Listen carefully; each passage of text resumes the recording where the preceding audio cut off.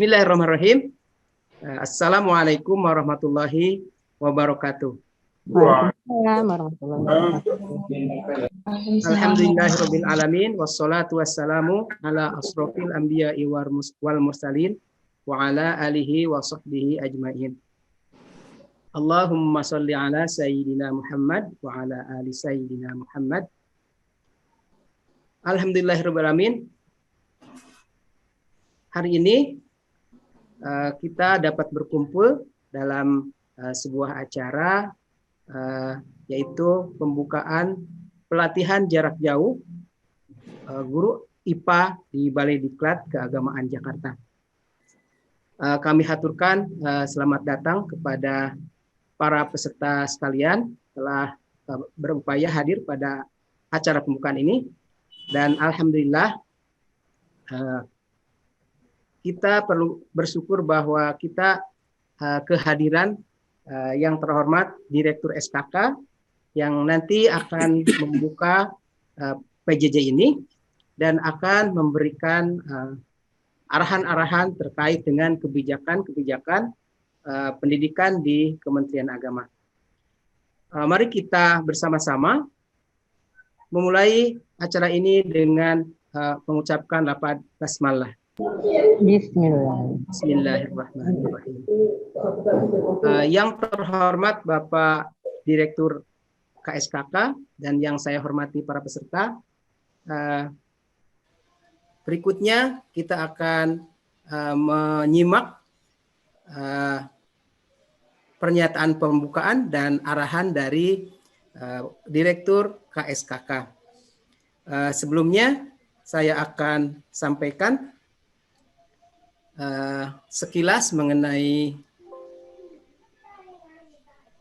biodata beliau. Yang pertama, nama Dr. Haji Ahmad Umar MA, NIP 196401991994031003. Tempat tanggal lahir Grobogan 09 Januari 1964. Pangkat golongan pembina utama Madya 4D. Jabatan sekarang Direktur Kurikulum Sarana Kelembagaan dan Kesiswaan Madrasah. Instansi di Direktorat Jenderal Pendidikan Islam. Alamat kantor Jalan Lapangan Banteng Barat nomor 3 sampai 5 Jakarta Pusat.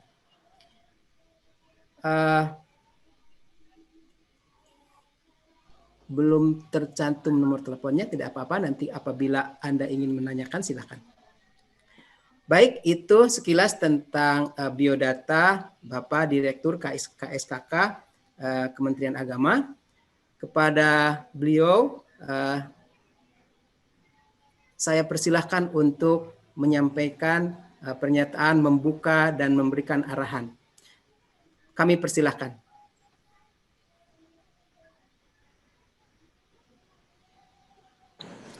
Assalamualaikum warahmatullahi wabarakatuh. Waalaikumsalam warahmatullahi wabarakatuh. A'udzu billahi minasyaitonir rajim. Bismillahirrahmanirrahim. Alhamdulillahi rabbil alamin. Assalatu wassalamu ala asyrafil anbiya'i wal mursalin. Sayyidina wa maulana Muhammadin wa ala alihi wa ashabihi ajma'in, amma ba'du. Mas Asip, UII BDK Jakarta yang menjadi koordinator kegiatan Diklat IPA pada angkatan ini, yang saya hormati, beserta Mas Tri yang bagian administrasi, kawan-kawan, para pejuang madrasah, guru-guru IPA yang hebat, bermartabat, yang saya cintai dan yang saya banggakan. Alhamdulillah wa syukurillah, kita semua di tengah sebagian besar masyarakat dunia melawan COVID juga belum bisa tuntas ini kita masih bisa tetap berusaha meningkatkan kompetensi kita menjadi pejuang-pejuang yang baik, pejuang-pejuang madrasah yang paripurna, yang ideal, sehingga harapan kita akan menjadi guru-guru yang dicintai oleh anak-anak, menjadi guru-guru yang didambakan oleh anak-anak, dan menjadi guru yang diharapkan kehadirannya oleh anak-anak kita tercinta. Kawan-kawan, para peserta yang saya cintai, sebelum saya lanjutkan, mari kita nyatakan, kita buka lebih dulu kegiatan diklat kita pada pagi ini dengan bersama-sama membaca Ummul Kitab. Semoga seluruh peserta dan para narasumber WI semuanya diberikan kesehatan lahir batin. Amin. Bisa mengikuti kegiatan ini sampai selesai. Tidak ada halangan, tidak ada rintangan, dan semua menjadi orang-orang yang memang tulus berbuat, bekerja, berlatih karena Allah Subhanahu wa taala. Bisiril Fatihah. Bismillahirrahmanirrahim. Alhamdulillahirabbil alamin arrahmanirrahim. Iyyaka na'budu wa iyyaka nasta'in ihdinas siratal mustaqim. Siratal ladzina an'amta 'alaihim ghairil maghdubi 'alaihim waladdallin. Amin. Terima kasih. Selanjutnya saya minta tolong Pak Tri. Halo Mas Tri. Ya. Mas Tri tolong kawan-kawan yang videonya tidak aktif dicatat. Ya. Ini diklat, ini diklat, bukan webinar umum. Ya. Saya ulangi, ini adalah diklat, bukan webinar umum. Kalau kawan-kawan merasa keberatan kuotanya habis, lebih bagus mengundurkan diri, jangan ikut diklat. Setuju, Pak Direktur. Ini adalah bentuk kesungguhan kita. Kalau kawan-kawan punya kepentingan karena hajat, izin. Tapi tetap video jangan dimatikan. Ini masih ada yang belum hidup ini. Rista Novitasari, Ningsih. Ya, silakan teman-teman. Tolong Pak Tri dicatat. Siap. Mereka yang nggak aktif, ini jadi penilaian juga. Siap, Pak Direktur.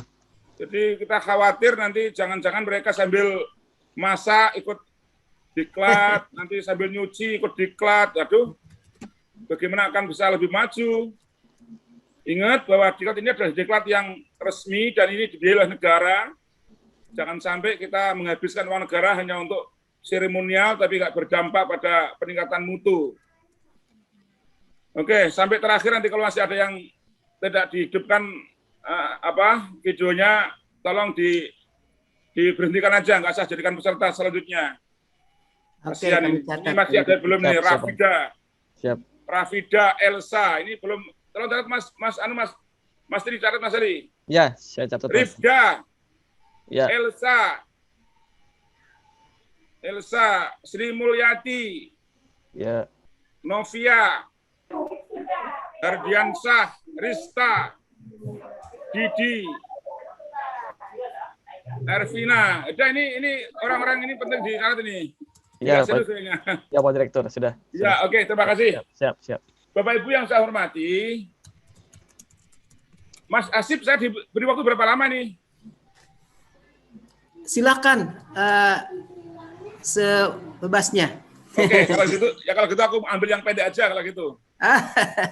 Pertama, kawan-kawan, setidaknya ada 3 cara untuk meningkatkan kompetensi diri.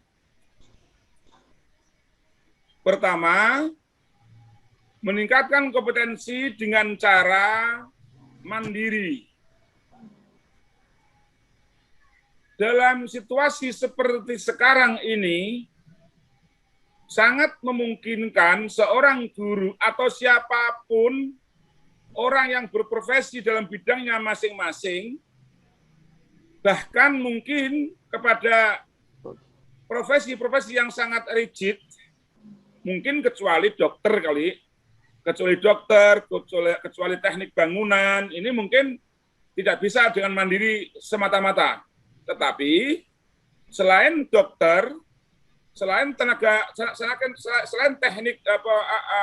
arsitek teknik insur teknik, maksud saya profesi teknik itu teknik sipil misalnya begitu, saya kira memungkinkan seseorang untuk bisa melakukan peningkatan kompetensi melalui kegiatan mandiri. Kegiatan mandiri ini sudah saya rasakan di tahun 90-an, di tahun 2000 awal, saya merasa waktu itu menjadi guru yang hampir nggak tersentuh oleh MGMP, nggak tersentuh oleh pelatihan diklat-diklat yang terstruktur. Jadi kami melakukan kegiatan yang mandiri. Apa itu? Kegiatan kompetensi mandiri itu adalah usaha seseorang untuk meningkatkan kapasitas dirinya dalam bidang kemampuan profesinya secara mandiri melalui belajar autodidak misalnya, atau mencari sumber-sumber pengalaman orang lain dengan cara menelusuri sumber-sumber informasi dari orang lain. Kalau dulu susah karena belum semudah sekarang mengakses teknologi seperti YouTube, video-video yang sudah di-share di mana-mana di grup-grup WhatsApp, kemudian internet yang begitu canggih saat ini, dulu tidak ada.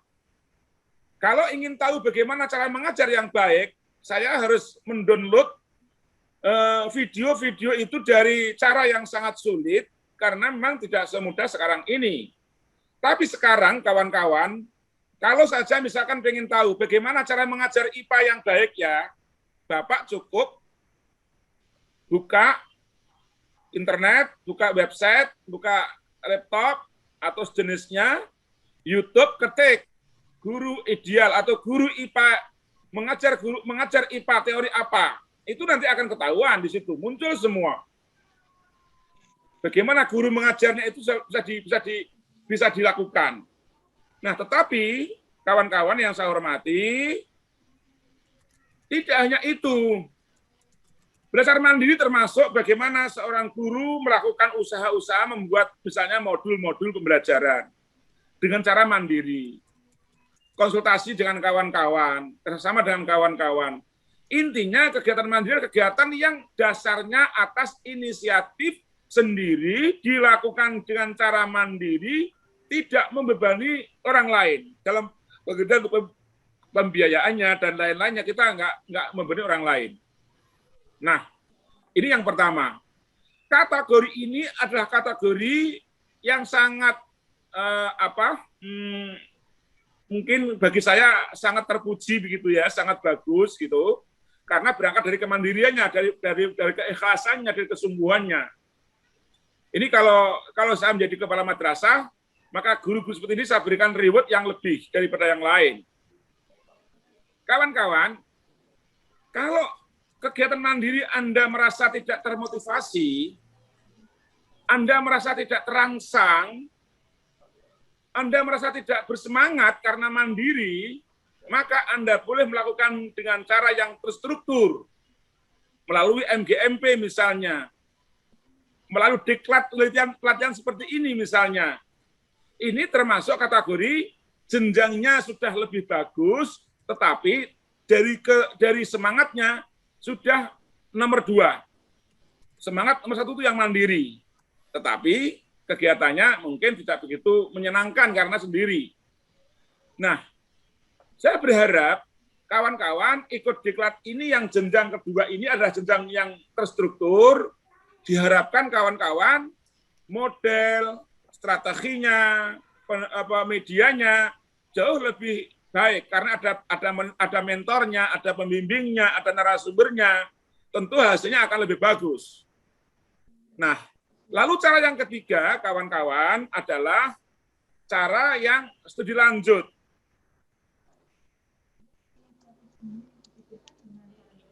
Studi lanjut itu apa maksudnya? Kawan-kawan ingin meningkat kemampuannya. Lalu kawan-kawan rela untuk mengeluarkan biaya. Sertifikasinya diikhlaskan 10%-nya untuk studi lanjut, S2 misalnya, S3 misalnya. Ini adalah salah satu tiga dari tiga langkah untuk melakukan kemampuan meningkatkan kompetensi. Nah, kawan-kawan yang saya hormati, apakah menjamin setiap yang sudah melakukan diklat mesti lebih bagus hasilnya? Semua tergantung. Ada juga orang yang dulu punya julukan guru diklat.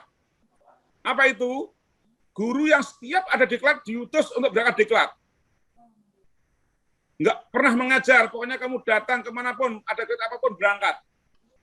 Karena apa? Ini kadang-kadang pejabat daerah sungkan atau repot, nggak mau repot, lalu dia mengambil mudahnya. Ini orangnya baik, ini orangnya rajin. Udah, dia aja suruh berangkat. Nah, tetapi hampir ada guru yang nggak pernah mendapatkan fasilitas untuk diklat. Banyak sekali. Maka kawan-kawan yang hari ini sudah hadir, Anda termasuk orang yang beruntung jika kawan-kawan merasa memerlukan peningkatan kompetensi. Hal ini akan berbeda kalau Anda merasa, untuk apa begini-begini ini. Diklat kayak gini, apalagi dekat jauh, apa dapatnya apa gitu. Kalau itu yang Anda rasakan, sebaiknya Anda jangan teruskan. Percuma. Karena sudah nggak ada niat, nggak ada motivasi. Nah, kawan-kawan, lepas dari itu semua, apakah Anda akan mengambil yang mandiri terus semata-mata? Nggak perlu yang terstruktur, apalagi yang studi lanjut. Bagi saya yang penting adalah tergantung 3 hal. Tergantung 3 hal untuk menjadi guru yang profesional, tergantung 3 hal minimal bagi saya untuk menjadi guru yang baik, yaitu yang pertama, niat yang tulus. Apakah Anda akan mengambil jalur yang mandiri, apakah ikut yang terstruktur seperti sekarang ini, atau Anda ikut yang studi lanjut, semua tergantung niat. Kawan-kawan, saya pernah melakukan studi secara sederhana tentang motivasi guru-guru melanjutkan kuliah di S2. Kebetulan saya mengajar di Pasca itu, saya iseng sebarkan angket, saya hanya ingin tahu apa sih motivasi mereka untuk kuliah. Ternyata mengejutkan sekali, hampir mencapai angka 65% kelas yang saya ajar itu mengambil studi S2 itu hanya untuk agar bisa naik, nanti bisa golongannya meningkat. Agar dia punya gelar yang sehingga nanti bisa diperuntukkan untuk bisa menjadi kepala madrasah. Kayak begini-begini ini kan sangat enggak baiklah gitu. Ini sangat beda jauh kalau dibandingkan dengan bagaimana Anda, apa latar belakang Anda kuliah. Saya ingin jadi guru yang terbaik. Nah, ini mungkin akan menjadi semangat bagi orang gitu. Karena punya semangat yang betul, yang bagus gitu. Bukan karena jabatan, bukan karena ingin dapat itu, tetapi semata-mata karena ingin agar meningkat kompetensinya menjadi guru yang profesional sehingga nanti menjadi guru yang dicintai oleh anak-anak. Kalau itu yang terjadi kawan-kawan, dalam Al-Hadis Rasul bersabda, innamal a'malu binniyah. Sesungguhnya setiap sesuatu itu tergantung niatnya.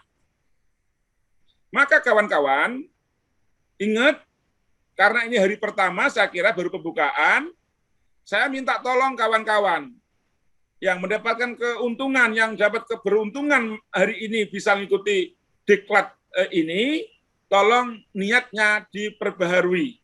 Bagi yang niatnya belum tulus, yang belum baik. Anda harus berniat, niat utama adalah niat untuk menjadi orang yang meningkat kemampuannya, menjadi meningkat profesionalitasnya, sehingga menjadi guru yang terbaik, guru yang didambakan, diharapkan oleh anak-anak kita. Bukan karena, ya kan aku diutus oleh Pak Kepala Madrasah untuk ikut, ya ikut aja. ini termasuk kategori orang yang niatnya kurang baik, belum tulus. Iya, saya pengen ikut diklat supaya kenal teman-teman, ini juga belum baik. Oke, ada juga yang pengen kuliah, ada studi lanjut, yang juga kadang-kadang niatnya nggak benar. Oleh karena itu, apakah bapak-bapak akan mengambil, apakah ibu-ibu akan mengambil jalur yang mandiri, terstruktur, atau yang studi lanjut? Yang penting pertama syaratnya adalah harus niat yang tulus. Yang kedua, kawan-kawan, yang kedua syaratnya harus memiliki semangat yang tinggi. Semangat ini penting. Banyak orang hebat, tapi karena lemah syahwat, lemah semangat, mereka gagal. Banyak orang yang cemerlang pikirannya. Banyak orang yang hebat, prestasi akademiknya. Tetapi tanpa semangat, dia nggak akan dapat hasil apa-apa, kecuali hanya untuk memuaskan dirinya, tidak bermanfaat untuk orang lain. Rasul bersabda, khairun nas anfa'uhum linnas. Sebaik-baik manusia itu adalah manusia yang bermanfaat untuk orang lain, untuk manusia lain, untuk kehidupan yang lebih luas. Tapi apa artinya Anda kuliah, Anda punya kecerdasan yang tinggi, Anda memiliki indeks prestasi yang tinggi, tetapi Anda hanya memuaskan diri, tidak pernah berbuat untuk lingkungan, maka Anda termasuk orang yang tidak bermanfaat, menjadi orang yang tidak berguna. Nggak ada artinya, karena apa? Tiada semangat, tidak ada semangat, nggak ada motivasi. Nah, yang ketiga, kawan-kawan, setelah memiliki niat yang baik, niat yang tulus, semangat yang tinggi, yang ketiga Anda harus lakukan prinsip, yaitu inovasi tanpa henti. Menguji coba. Dalam teori belajar ada namanya teori trial and error. Mencoba dan mencoba, mencoba dan mencoba, terus lakukan inovasi-inovasi. Apalagi kawan-kawan ini mengajar mata pelajaran IPA, sains. Perkembangan sains sangat cepat sekali. Anda ini termasuk kategori guru yang beruntung, karena Anda mendapatkan posisi menjadi pejuang, menjadi guru yang dalam bidang sains. Sains ini hampir identik dengan uji coba, percobaan.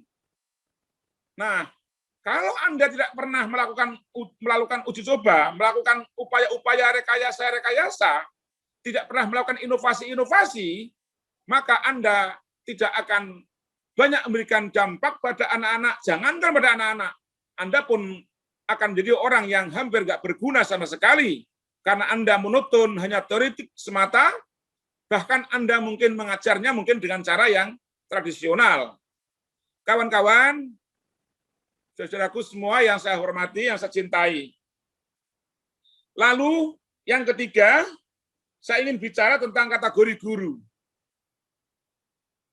Guru, pada umumnya semua guru ini berlaku untuk semua guru, bukan hanya guru IPA, saya kira. Ini semua guru. Bahwa guru dalam pandangan saya memiliki 3 tingkatan, 3 derajat. Derajat yang paling rendah, yaitu derajat guru yang namanya guru mu'alim. Guru mu'alim itu guru biasa maksud saya. Guru mu'alim itu guru biasa, yaitu guru umumnya guru yang dulu-dulu dilakukan oleh sebagian orang mengajar. Yang penting mengajar, yang penting hadir di kelas, yang penting memberikan nilai anak-anak, yang penting menyampaikan materi pada anak-anak. Tidak pernah berpikir anak-anak ini paham atau tidak. Tidak pernah berpikir bagaimana anak-anak bisa menyerap pelajaran yang Anda lakukan, yang Anda pikirkan, yang Anda kerjakan. Tapi yang penting Anda mengajar. Awal bulan dapat gaji, bekerja sebulan, nggak pernah mikir yang dikerjakan ini berdampak atau tidak pada anak-anak, apalagi sampai mikirkan bagaimana anak-anak berprestasi. Saya ingin angkat tangan kawan-kawan yang ada di room ini, yang pernah mengikutkan putra-putrinya ikut kompetisi sains madrasah? Angkat tangan. Satu. Ayo. Satu saja. Di layar pertama ada 3 orang. 1, 2. Layar pertama 3, 4, 5. Ini ragu-ragu ini. Ayo. Ayo teman-teman. Layar kedua ada 4. Oke, lumayan lah. Ada banyak yang angkat tangan, bagus.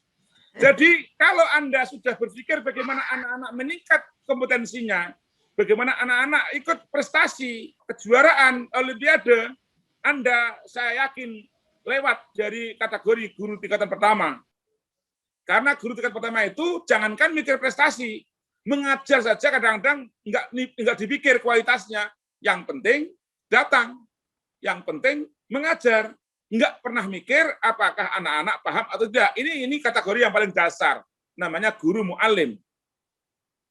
Kawan-kawan, kalau Anda sudah merasa melewati itu, maka Anda menuju derajat guru yang kedua, yang tengah-tengah, yang middle, yaitu guru yang mujahid. Guru mujahid adalah guru yang punya keinginan keras, punya kemauan keras, rela bersusah-susah, rela untuk begadang malam menyiapkan materi ajar, rela untuk menyusun RPP dengan yang sesuai dengan watak atau ciri khas kelasnya. Jangan sampai RPP 1 untuk semua kelas, untuk semua anak. Ini nggak betul. Kalau Anda mengajar di kelas yang kelas ini lebih mengarah pada kelasnya kelas sains, berbeda dengan Anda mengajar di kelas yang kelasnya kelas berbasis tahfidz atau berbasis robotik. Anda mengajar di kelas riset, beda dengan anak yang kelasnya atletik. Jadi RPP pun harus dibedakan. Kalau sudah seperti ini, Anda melewati guru yang tahapan pertama yang paling dasar, masuk ke guru kategori yang kedua, yaitu guru yang mujahid. Ini Nur Habibah, kenapa kok berdua sendiri Nur Habibah ini? Kenapa Nur Habibah ini? Nur Habibah, MTS KKU. Nah, ini jelas dia tidak ikut. Halo, Bu Nur Habibah. Nah. Halo, Bu Nur Habibah. Mohon memperhatikan. Ini masih ada yang layarnya belum dibuka video ini, Pak. Jayanti, tadi belum dibuka layarnya. Ya, Bu Elsa. Elsa juga belum. Novia juga belum. Ini tolong ditegur videonya, Pak. Pak, ini dari HP saya udah aktif videonya, Pak. Tapi kok nggak muncul ya? Bu siapa nih? Bu Elsa, Pak. Bu Elsa. Oh yes, sekarang sudah Bu Elsa. Oh, iya. Jangan pakai HP gini Ini diklat kok. Ini bukan sejam 1 jam. Ini sehari-hari kok. Iya, kalau Anda pakai HP jelas nggak efektif ini. Tolong Pak Asif diberi ketentuan lah. Yang peserta diklat harus minimal pakai laptop lah, jangan pakai HP. Baik, Pak Direktur. Kasihan Pak, ini diklat sungguhan, bukan diklat biasa yang hanya untuk menghabiskan jam-jaman saja. Kalau webinar sih pasif, ini kan harus semua aktif kan, nggak bisa. Iya. Baik. Tolong sampaikan pada pimpinan lah. Ini Jayanti masih kosong saat tadi ini. Tolong dilacak siapa dia, kasih teguran untuk kepala kemenaknya biar dikasih peringatan tuh. Baik. Yang kedua mujahid. Kalau sudah menjadi guru yang mujahid, kawan-kawan, Anda sudah selayaknya mendapatkan tunjangan sertifikasi. Sertifikasi Anda insya Allah halalan. Tapi belum tentu thayyiban itu. Tapi sudah halal. Kalau Anda yang guru yang tingkat pertama, jangan-jangan gaji Anda, sertifikasi Anda bagi yang sudah sertifikasi, kayaknya untuk menuju menjadi yang halal agak berat. Karena Anda nggak pernah beristihad, Anda nggak pernah berusaha, Anda nggak pernah bersusah payah untuk menjadi guru yang baik, yang mujahid. Ini yang kedua. Kawan-kawan, kalau sudah melewati tahapan yang kedua, sudah mau sungguh-sungguh membuat RPP dengan sungguh-sungguh, lalu kemudian Anda sudah berusaha menjadi orang yang mau repot untuk menyiapkan anak-anak menjadi anak-anak yang bermutu, mengajar yang baik, Anda telah lewat menjadi guru yang mujahid, maka kalau bisa Anda menuju menjadi guru yang terbaik, yaitu guru yang mujaddid, guru yang pembaharu. Mujaddid, pembaharu. Siapa itu? Guru mujaddid adalah guru yang senantiasa dalam pembelajarannya penuh dengan inovasi-inovasi. Yang setiap pembelajarannya penuh dengan inisiasi-inisiasi. Yang setiap tutur katanya muncul motivasi-motivasi, nilai-nilai untuk anak didiknya. Dan indikatornya adalah indikator anak-anak yang Anda latih, yang Anda ajar, yang Anda bimbing itu menjadi anak yang semangatnya belajar sangat meningkat, bahkan mereka rela untuk mengabaikan video-video, mengabaikan medsos, mengabaikan televisi-televisi. Untuk apa? Untuk belajar. Sehingga mereka menjadi seorang juara. Setiap kompetisi ikut. Anak-anak memiliki potensi yang luar biasa. Ini adalah berkah dari guru-guru mujaddid, guru-guru terbaik, guru-guru yang pembaharu. Kalau sudah derajatnya guru seperti ini, insya Allah gaji, tunjangan, sertifikasi tidak hanya halal, tapi halalan thayyiban mubarakan, yaitu rizki yang bisa mengantarkan rizki yang halal, rizki yang baik, yang thayyib, dan rizki yang berkah, yang mubarakan. Dan ini kira-kira dapat dijadikan sebagai salah satu tolok ukur, indikator, bahwa guru yang mendapatkan gaji yang halalan, thayyiban mubarakan itu adalah gaji yang selalu dalam bulannya itu cukup dan sisa bisa untuk menabung. Bukan sebaliknya, setiap awal bulan sudah habis uangnya, lalu hutang lagi, hutang lagi.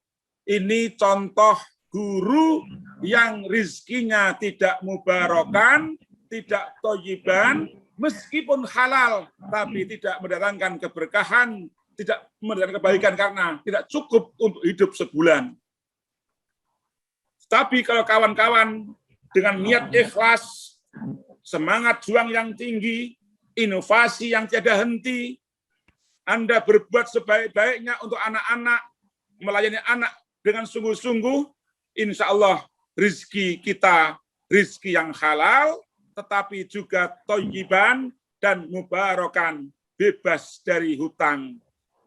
Tidak hutang di BRI, tidak hutang di BNI, tidak hutang di koperasi, dan tidak hutang pada orang tua mertua. Tapi cukup gaji kita untuk menghidupi keluarga kita sehari-hari, bahkan insya Allah bisa menabung untuk masa depan anak kita nanti kalau sudah belajar di tingkat yang lebih tinggi. Silahkan mengukur kondisi kawan masing-masing, apakah Anda kategorinya kategori yang seperti itu, atau Anda telah melewati itu semua. Saya doakan kawan-kawan yang merasa hari ini masih punya hutang piutang, saya doakan segera lunas hutangnya. Amin. Dan berjanji tidak akan hutang lagi, karena hutang itu beban, hanya enak ketika menerima pinjaman, tapi berat untuk menyelesaikan pinjaman itu sangat berat dan sangat panjang. Caranya adalah jadilah manusia yang biasa. Jadilah manusia yang wajar, yaitu manusia yang makannya makan nasi sehari 3 kali. Biasakan manusia, guru-guru yang makan hasil masakan sendiri, bukan beli, dalam keadaan matang, syukur-syukur mau bercocok tanam meskipun tidak punya halaman, meskipun nggak punya tanah lapang, tapi dengan menggunakan plastik kantong-kantong, menggunakan bekas-bekas plastik bekas-bekas drigen untuk bisa nanam sayur-sayuran, bisa menanam yang bisa kita tanam di sekitar kita.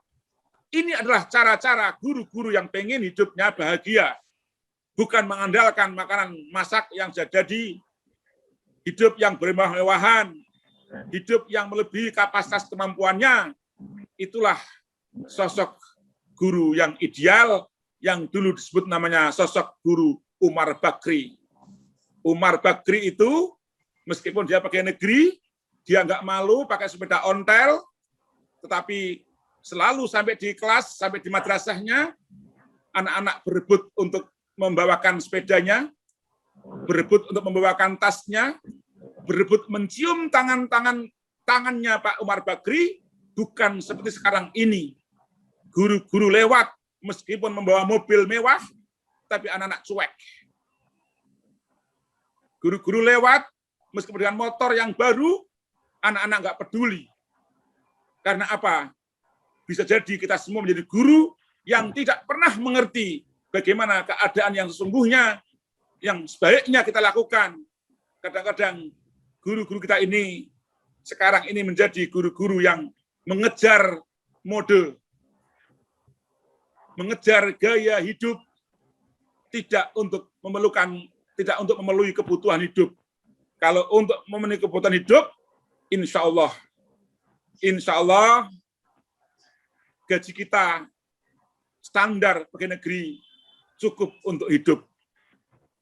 Kita bersyukur menjadi ASN, di sebelah sana jutaan orang saat ini kehilangan pekerjaan.